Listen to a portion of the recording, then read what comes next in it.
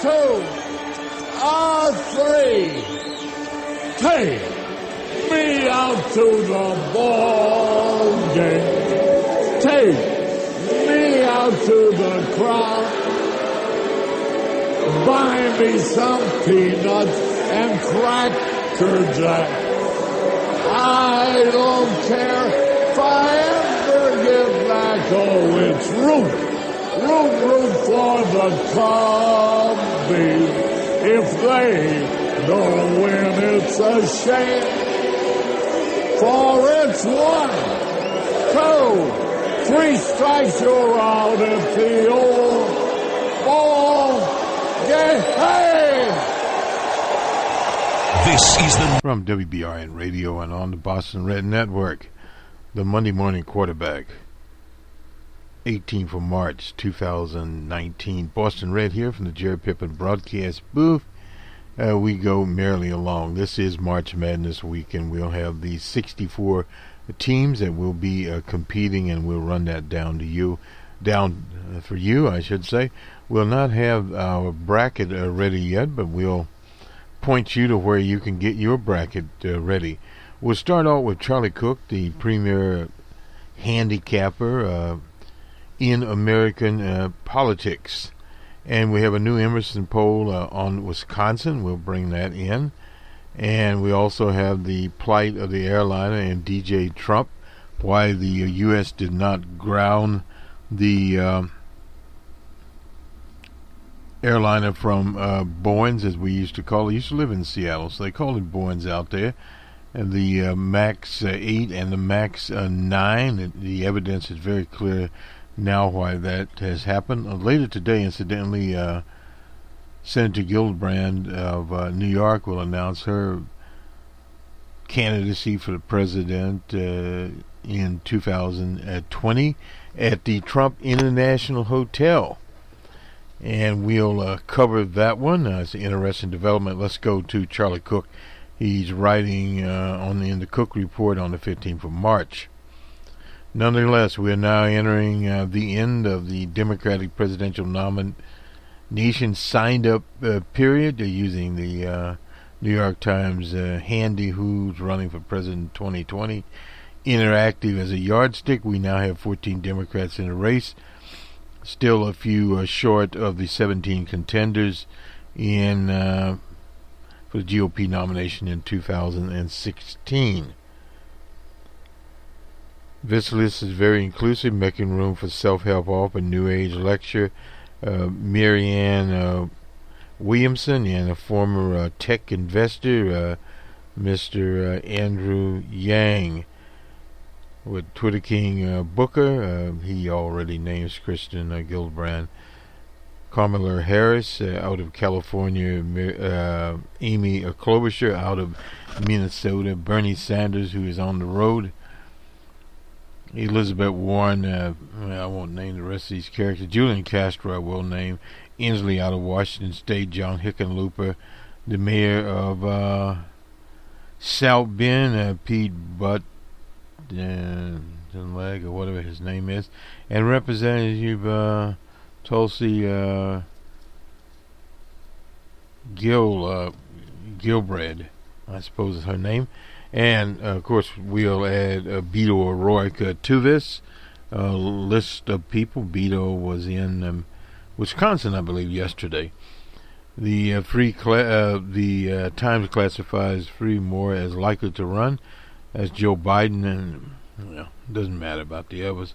Bullock out of Montana is resisting running, who desperately want the Montana Democrat to challenge Daines, who is the senator out in Montana. More Democrats seem on the fence running. Bennett doesn't have a chance. Terry McCormick doesn't have a chance. Seth Malden, you can forget about him. Beto O'Rourke is not on the fence anymore. He is out there. There's one of the things about these reports. You write them one day and they change the next day. There are a lot of ways to frame an early look at the presidential nomination contest. One is comparing it to the NCAA basketball tournament, The object is to make it into the Final Four next March, and then hope for the best. At this point, we're roughly at the Sweet 16. I wouldn't say that. Actually, this campaign is at the start of the 64 teams. Indication of name recognition at this point. The ones who are best known, of course, obviously Bernie Sanders, Biden. But Biden hasn't been on the campaign trail for 4 years, at least not running for anything other than vice president. And Elizabeth Warren, at this point in 75, few people outside of Georgia had ever heard of Jimmy Carter. And in 1991, as Wild Bill Clinton, of course, we'd heard of Wild Bill Clinton. He was, remember when he was elected Attorney General of Arkansas. Thought it was a progressive thing at the time before he got regressive. Yet ignoring these early polls has its a shortcoming. People don't give money to someone they've never heard of, and few people go to rallies, meet and greets for candidates whose name they don't even recognize. An analysis by economist Charles Franklin, professor emeritus at the University of Wisconsin-Madison, and now director of the Marquette Law School, poll found that between 1980 and 2016, in this early cycle, just 17% of the polls released had correctly identified the eventual party nominee. Very interesting, under 20%. This is not a prediction or forecast, it's just a guess based on what we know. Assuming Biden did get into the race, he's on his way, and would likely have one of the Final Four posts, even though his current lead in many polls probably overstated his position. I would say neither Sanders or Warren will get the second spot. Let's call it the left spot, not both, simply because they are competing for much the same audience. If I had to guess right now, I would put Harris at the most likely for the third spot, a woman in the party that's very much would like to have a woman, a youthful-ish 54, considered in the party that is skewing young, and African American competing for the nomination, in which a substantial share of primary voters are African Americans, and a California running in the year. But of course, California is very important. They moved their primary to March the 3rd of 2020. And finally, she just has had the best launch. She is probably a bit rough as a candidate, but more presidential candidates improved the longer they're out there. And the fourth slot is a wild card argument here, and could be any of the other candidates, particularly Twitter King Booker. I don't see Twitter King Booker making it now. Gillibrand, I don't see her dueling with Amy Klobuchar. It'd be very interesting. There, Amy Klobuchar is trying to establish herself as a moderate, but not too moderate a candidate, the Midwest candidate. It'll all be based on what Amy is able to do in Iowa. If she can get one of the three seats out of Iowa, she's in pretty good shape. But she has to go on to New Hampshire. New Hampshire is New England, a little bit harder there. That's Bernie's backyard. You can bet out of New Hampshire, as long as Bernie doesn't slip in a shower or hit his head on a shower deal, and he did do that, had 7 stitches. He will be in the number 1 and number 2 spot in New Hampshire. And then it's on to South Carolina, but Bernie fell in South Carolina, so sympathy to Bernie. Bernie will do better, I predict, in South Carolina this time around.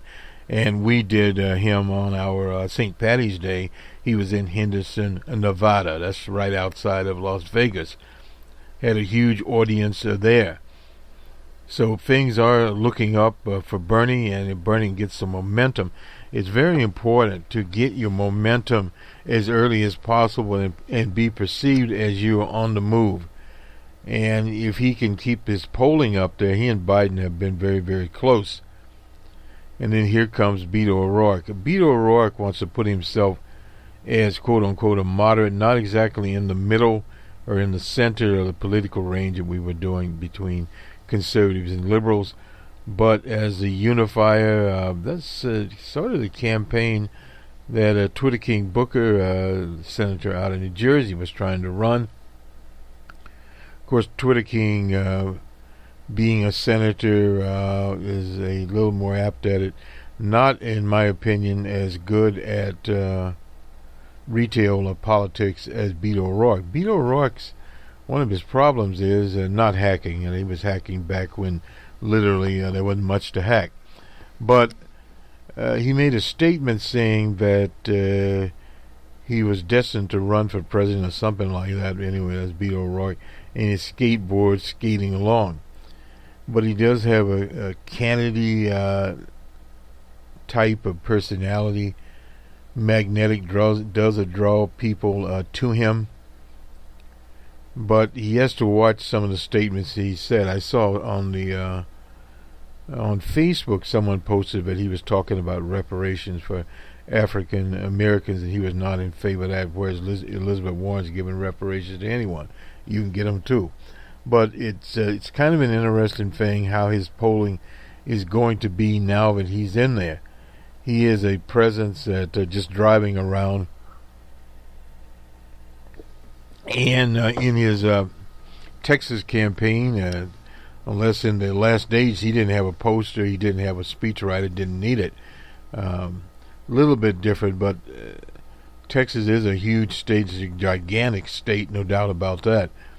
But when you're running for president at a certain point in time, particularly if you're in one of the top 4 spots, as Mr. Cook says, you tend to take on more of the machinations of a national campaign. And all of this will center on what Beto O'Rourke is able to do in Iowa. Iowa does a lot of retail politics there, but it gets very, very crowded. You have Biden there. Biden is well known in Iowa. How does Biden do? And then you have Bernie, and you have Elizabeth Warren. Bernie and Elizabeth Warren are competing for some of the same types of people, but Bernie's message, in at least the polling I've seen, is resonating better than Elizabeth Warren at this particular time. But it is very early, as Mr. Cook said. Let's move on. Incidentally, do check out our St. Paddy's Day program that was on St. Paddy's Day yesterday. And we had all the ingredients there. We had Bernie Sanders in Henderson, Texas.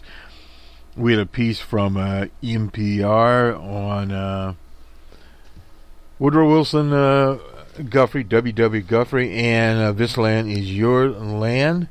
And we had Irish music from Dublin on RTE 1 there in Dublin, and a discussion by some Irish poets. We always want to get poets or writers on St. Paddy's Day. One of the better St. Paddy's Day presentations that we were able to get together, just some serendipity involved there. NPR did Woody Guthrie and This Land Is Your Land, and Woody hated God Bless America. That was Irving Berlin's thing. That old Smith out of the Carolinas went around singing to people. It is jinglistic. I agree with I agree with Woody on that one. Anyway, let's roll a few other things here. I guess I don't have Clarence Page. I was thinking we were going to get him, but we can't get everyone. A real quick one here. This is off the AP. Jim Slater. Puzzling number of men tied to the Ferguson protests have died, and they name a few. 2 young men were found dead in torched cars. That's more suspicious than anything else. Another died of an apparent suicide when another one collapsed on a bus.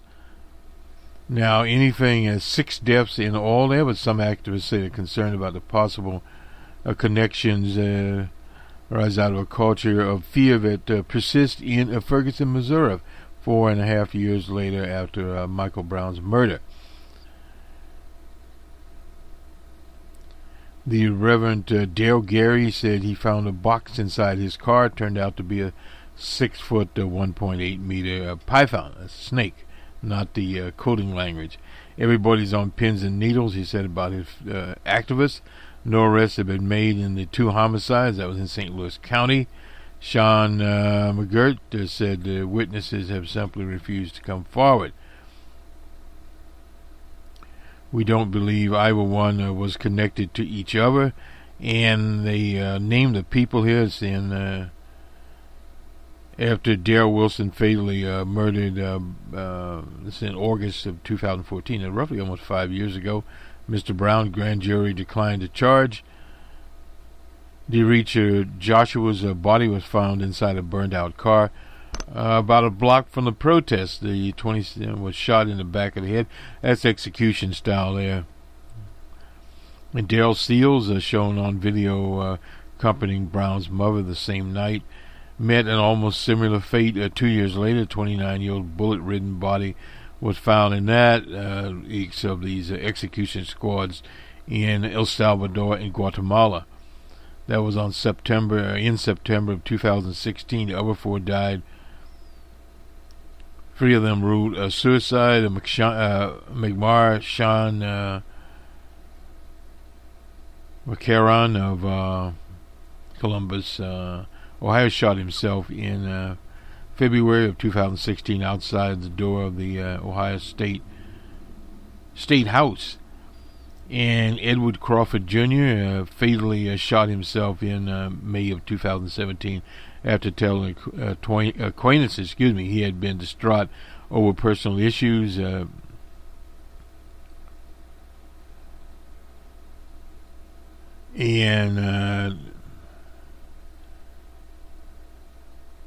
Daniel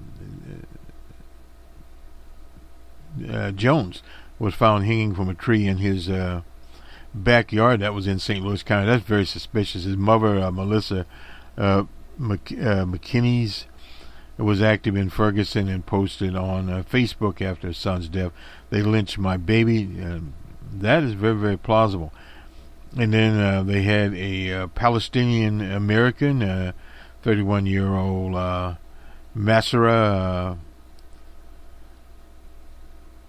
who frequently live streamed. I remember watching some of those. Was found unresponsive on a bus and couldn't be revived. Toxicology reports said that it was a drug overdose. Something is happening. That is from Cora Bush, a frequent leader of the protests.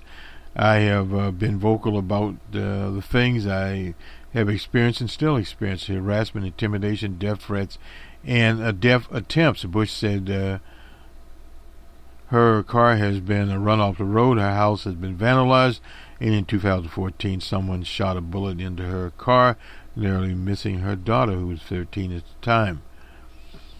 So obviously there are some bad actors around there. There is white supremacist Klan activity in that area.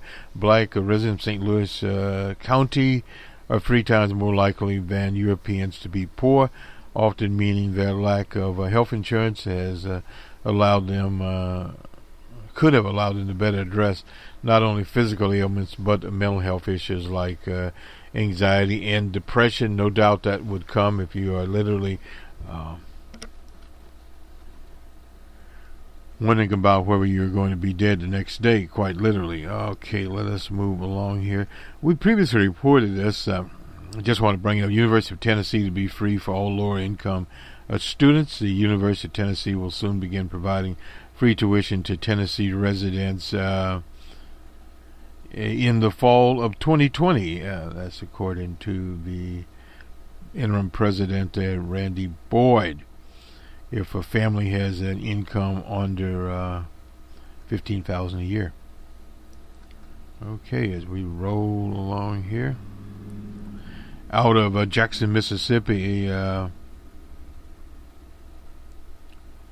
Myrlieevers-Williams is not very happy. Told a radio host there on Friday that she refused to sit down and be quiet after Mississippi Governor Bryant credited only DJ Trump and the 2 states' Republican senators, who happen to be Europeans, for making a law making her former house a national monument, a designation the state's lone African American congressman has spent years pushing. Since the early 2000s, Bernie Thompson, he represents one of the predominantly African-American areas of Mississippi, pushed for and repeatedly introduced legislation to bring federal recognition and protection to the slain voting rights activist historic Jackson home, where white supremacist Byron Della Beckwith shot and killed him in his driveway in 1963, June of that year. DJ Trump signed it on Tuesday, making the House a national monument after Congress passed the bill in February. Bryan praised the president for signing and credited the Congress types there when actually it was not their idea. That's Wicker and Smith.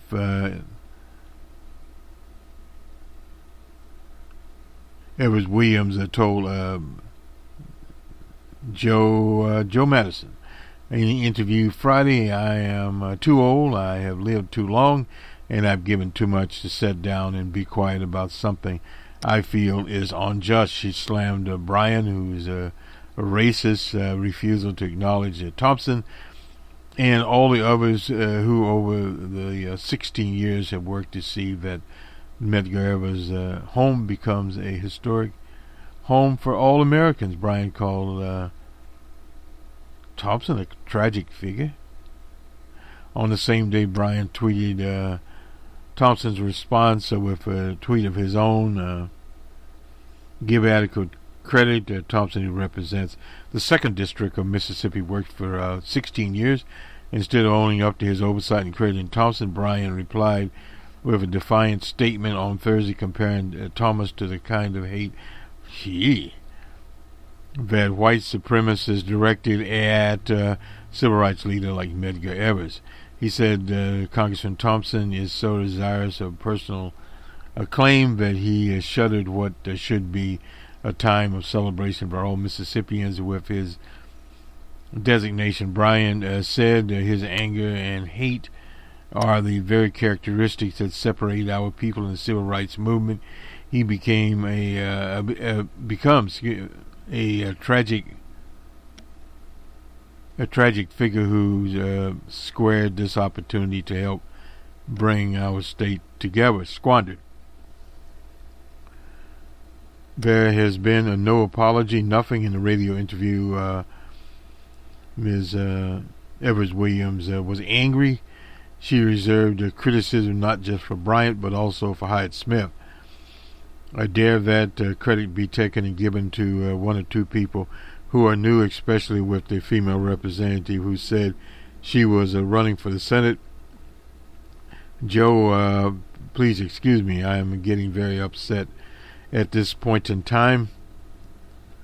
Evers was clearly referring to the comment Hyde Smith made in November when she was running for election to keep Mississippi's seat Bryant appointed to her to in the spring of 2018. While speaking to supporters in Tupelo, Mississippi,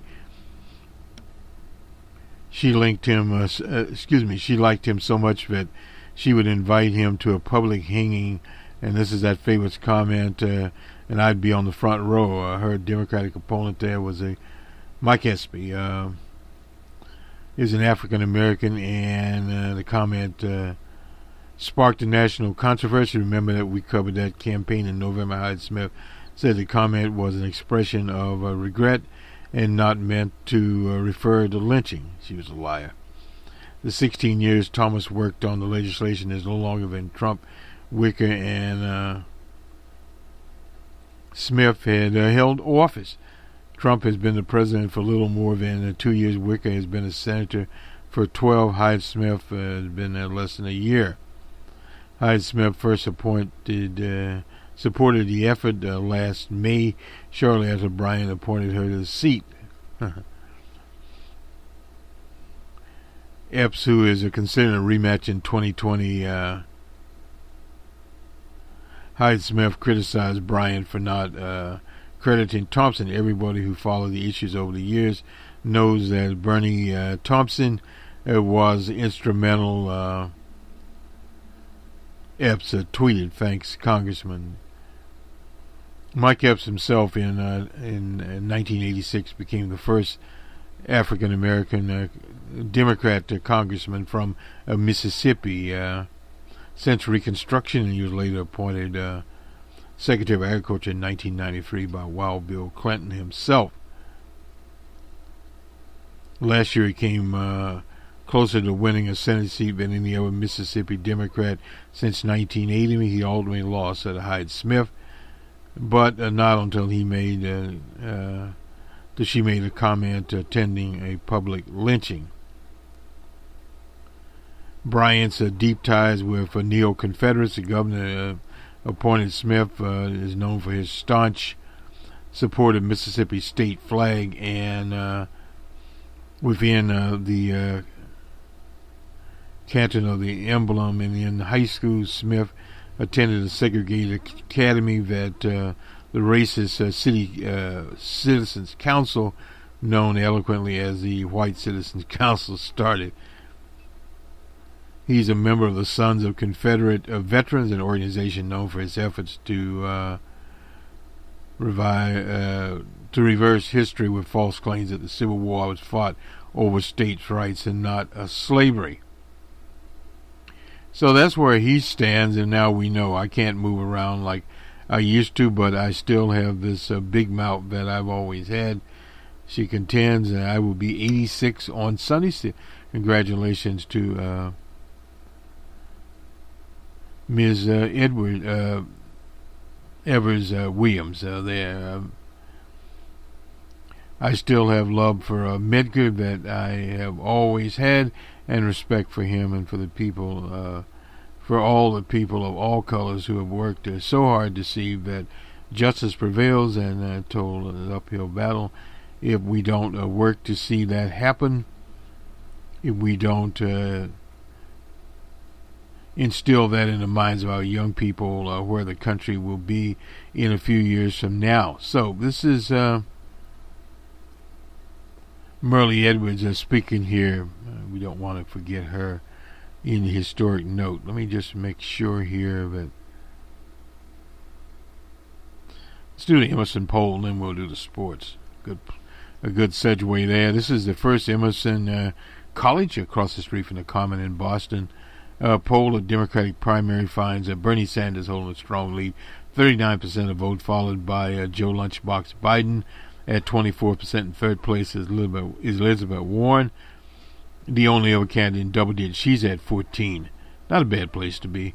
The poll was conducted the 15th through the 17th of March, and Sanders, if Joe Biden decides against running, the vote would be split between Sanders at 23, and this is where it gets very, very close here. Beto O'Rourke at 20, Kamala Harris at 16, Elizabeth Warren at 14. No other candidate over 10% here. Kind of interesting where this goes. What direction should the Democratic Party move? For 24% to the left, significantly they call it. Move slightly to the left, 31%, 30% stay where they are, and 9% to the right, and you see where that's going, nowhere. Bill Well, DJ Trump in Wisconsin, 89 to 11 there, holds a similar lead over in Bill Well in Michigan, New Hampshire, and South Carolina. However, in the state of Wisconsin at large, Trump's disapproval is at 49%, with his approval at 41%. Not very good there. And if the contest were held, Trump versus Elizabeth Warren would be over him 52 to 48. Trump versus Joe Biden at 54 to 46. Trump versus Sanders, he'd be at 52, and Trump would be at 48. A 50-50 split in Wisconsin between Trump and Kamala Harris. Trump versus Beto O'Rourke. Beto O'Rourke would beat him by just 2 points, very close there. And another 50-50 tie between Trump and Amy Klobuchar in Wisconsin. We'd think she'd do better than that. Well, we're not there yet. Some other Pacific things are there. Agree that he's kept his campaign promises. 51% claim he has not.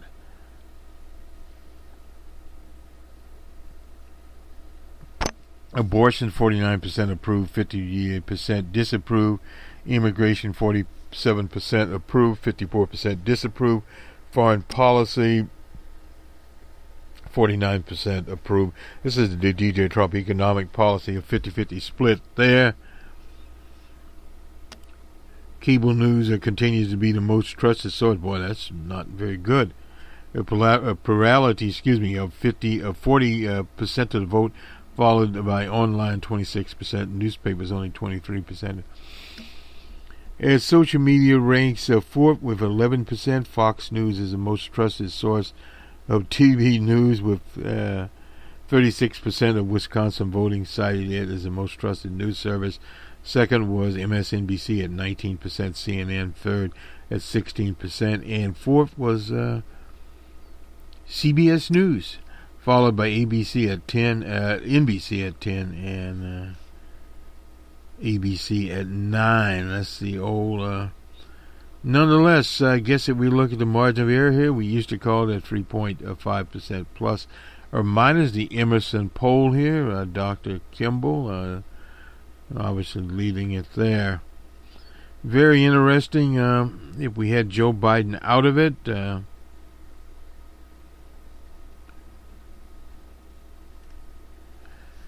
they would be a very close race in Wisconsin right at this point. 23-20, Beto O'Rourke and Bernie Sanders. That's kind of interesting where Beto O'Rourke would stand. He just appeared there, but again, he is retail politics. And Kamala Harris at 16, and Elizabeth Warren. Elizabeth Warren has been doing quite a bit of work and organizing in Wisconsin. But these are just the preliminary numbers there. So I guess if you look at this particular poll with Biden in it, it has a tendency to... Let me just look back at these figures here. Bernie Sanders is about the same. He's 23 without 24 there. Oh, excuse me. Let me get this right. He's 39. Actually, it does help him if Biden... is in the game rather than being out of the game, because it takes a lot of this out. In fact, it puts Beto O'Rourke down at 6% with Kamala Harris and Amy Klobuchar, really some 6 to 4%. 2-point variation doesn't say very much at all. Let me move on here to the March Madness, the tournament. 64 will show up there. That tournament starts off on Tuesday, I believe, and we'll just get through here. The number one seeds, Duke Blue Devils, Gonzaga College out of Spokane, Washington, the North Carolina Tar Heels, Virginia Cavaliers, second seeds, Kentucky Wildcats, Michigan Wolverines, Michigan State Spartans, the Tennessee Volunteers, the third seed, Houston Cougars, LSU, Purdue, the Boilermakers are back. The Texas Tech Red Raiders. Florida State, they're the fourth seeds. Kansas Jayhawks, Kansas State. They're always hanging around. The Virginia Tech, Auburn Tigers, the Marquette Golden Eagles. Make sure you got. Oops. To the fifth seed. Sorry about that. We had the fourth seeds, Florida and State. Kansas State, Virginia Tech. The fifth seeds, the Auburn Tigers, the Marquette Golden Eagles, the Mississippi State Bulldogs, the Wisconsin Badgers. The sixth seed, Buffalo Bulls, Iowa State, Maryland, Villanova. Seventh seed, Cincinnati, the Bearcats, Louisville, Nevada, the Wolfpack. There's this Wofford Terriers here again. Right. Eighth seeds, Ole Miss, Syracuse, Utah State, VCU Rams. Ninth seeds, the Baylor Bears, the Oklahoma Sooners, the UFC Knights, the Washington Huskies out of Seattle. 10th seeds, the Florida Gators, the Iowa Hawkeyes, the Minnesota Golden Gophers, Seton Hall. And 11 seeds, Arizona State, Belmont, Ohio State, St. Joe's. That's St. John's there. And St. Mary's. The Temple Owls, 12 seeds. The Liberty Flames. The Murray State Races out of Florida. New Mexico, the Oregon Ducks. The Northeastern Huskies. St. Louis. And two out of St. Louis. No, actually one out of St. Louis. Sorry about that. UC Irvine. And the Vermont types there. And 14 seeds of Georgia State, Northern Kentucky, Old Dominion. The Yale Bulldogs, they made it in there. Abilene Christian, Bradley, Colgate, Ivy League. The Montana Grizzlies, 16 seed, Fairleigh Dickinson, and Gardner Webb. Iowa, North Carolina Central, North Dakota, and finally Prairie View A&M out in Texas. And it's kind of interesting there, and see how that matches up. We'll start, let's see, get a little bit of the schedule here. This is for the tournament. Tomorrow, Prairie View A&M versus Fairleigh Dickinson. That'll be at 6:40 on True TV. And then we'll have the night game, later game, the Temple Owls versus Belmont. So that will, as they say, start off the activity. And then on the 20th, we have North Carolina Central and North Dakota State and St. John's. That'll be the later game, in Arizona State. And Thursday, we have all of them. Minnesota versus Louisville. We'll just keep, that'll be on the 21st. There'll be a lot of those. The noon game and so forth and so on. Anyway, we'll get the odds on these. The ACC was no doubt the winner. This is from ESPN. And we're looking at St. John's. The Red Storm was the last team in the field, according to the committee there. Belmont, the most bubble talk was over the past several days between Furman, Lipscomb, and Greenboro, and UNC, and Belmont. I guess Belmont made it in there. And the Rick Pitino situation, his son got the Golden Gophers in. The losers, no doubt, was University of North Carolina, Greensboro. And we'll have a special report on this and all about sports, where we'll get into this in more depth. From the NBA on Sunday night, the Lakers were in New York. Knicks 124-123, a 1-point game. The Lakers have been losing a lot of games, however. The Heat and Hornets, it was the Heat 93-75. The 76ers 130-125 over the Bucks. The Raptors and the Pistons 110-107 for the Raptors. The Magic 101-91 for the Hawks. The Bulls and the Kings, it was the Kings 129-102 for the Bulls. And the Rockets 117-102 for the T-Wolves. And the Clippers 119-116 for the Nets of New York. On the baseball, spring training, well, we got baseball going on. We got March Madness coming. Tigers 3-2 over Atlanta. Pirates 8-1 over the Red Sox. Yankees 5-3 over the Orioles. Nationals 10-5 over the Nets. The Marlins 4-2 over the Cardinals. And I guess it's split squad here. The Astros 7-3 over Atlanta. The Yankees is 7-3 over the Phillies. The Red Sox 3-2 over the Rays. These squads were split up. The Blue Jays 9-8 over the Twins. The D-backs and Rangers 7-2. And in 10, extra inning game in spring training. Still 9-9. Rangers and Cleveland. Giants 7-2 over the Royals, and the Brewers 9-8 over the Dodgers.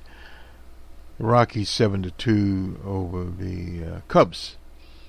And the Angels and Padres, it was the Padres 6-2. And finally, the D-backs and White Sox. D-backs 7-3. Let's see what else have we got. Jumping up here, we've had this already. And the one lone women's game was Missouri State and Drake. It was Missouri State 194 to 179. And to the National Hockey League. Oh, we had the scores up here. I guess we didn't. We do now.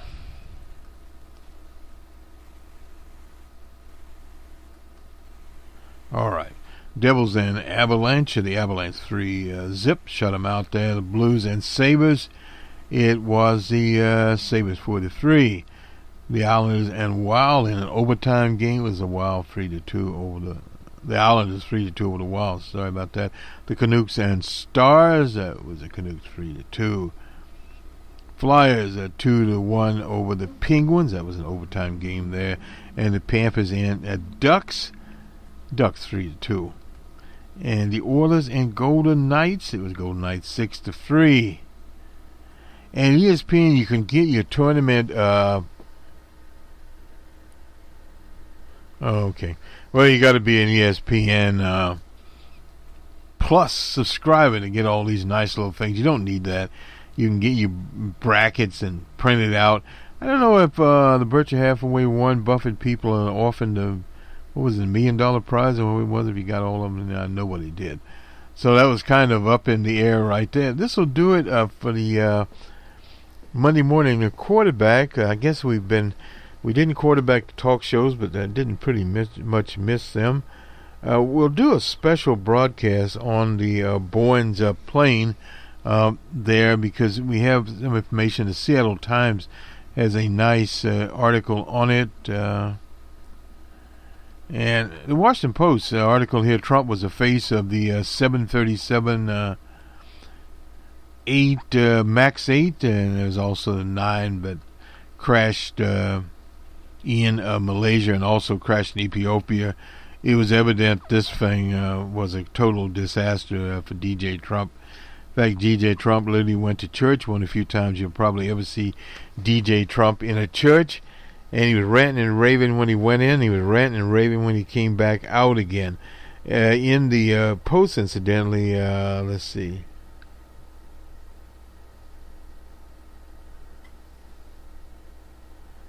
Enthusiastic, yes, how Beto O'Rourke decided to run for president. Nearly Lily. He didn't evidently, according to this article, bring his young children together, but he and his wife talked about it. And what few people he has in his campaign, they all assembled. But it was pretty evident that Beto O'Rourke was getting into the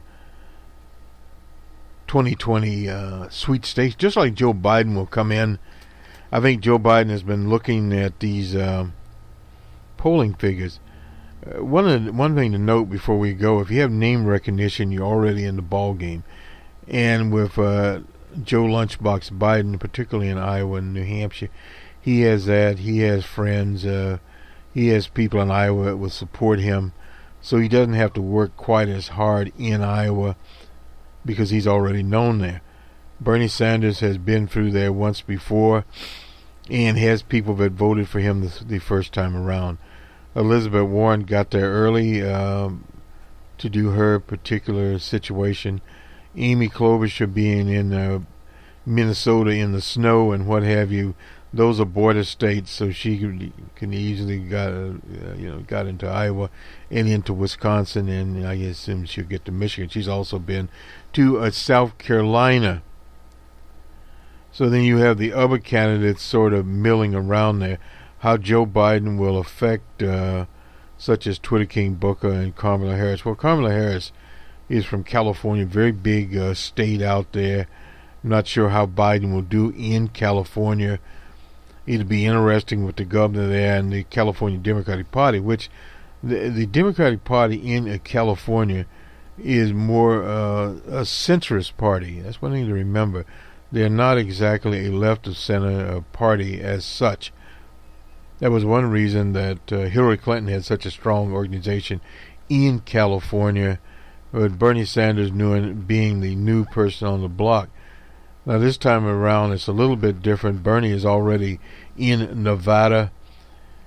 He came very, very close. It was stolen from him in Nevada, but I predict he'll do much better in Nevada this time around as he will in Wisconsin.